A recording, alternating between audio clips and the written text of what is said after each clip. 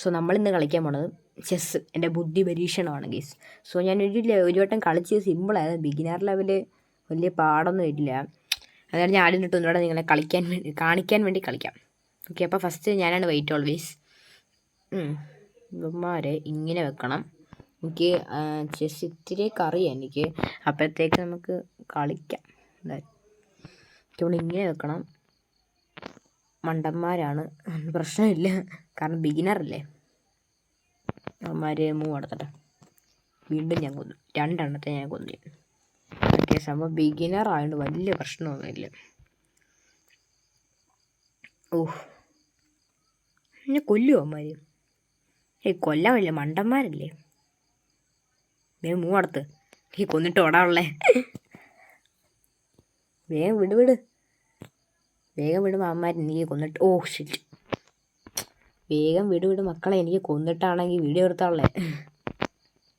കുതിരനെ നമ്മളെന്തായാലും ബുദ്ധി കാണിച്ചു കുതിര. Okay, invalid move. ബുദ്ധിമോൻ. ഞാൻ എന്തായാലും ഞാനിപ്പോൾ വെട്ടിക്കഴിഞ്ഞാൽ രാജാവിന് ബുദ്ധിയുള്ള രാജാവ്, അതുകൊണ്ട് എന്നെ വിട്ടും രാജാവ്. വെട്ടി. ഓക്കെ, ഇങ്ങനെ.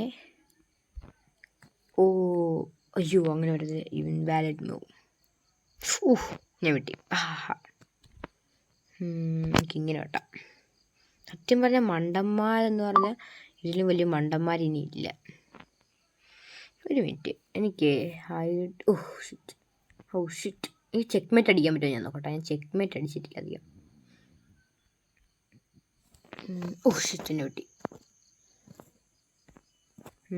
ഇങ്ങനെ ആക്കണം.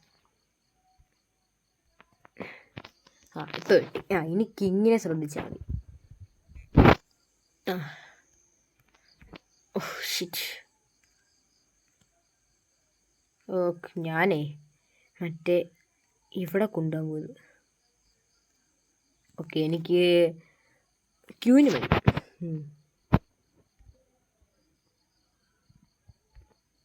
രാജാവ് മാമൻ ബെട്ട്.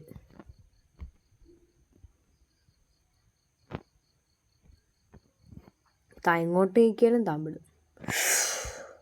എന്നെ വന്നിട്ട് വെട്ടാൻ നോക്കും. ഷിറ്റ്, എന്നെ സാധനമാണ്.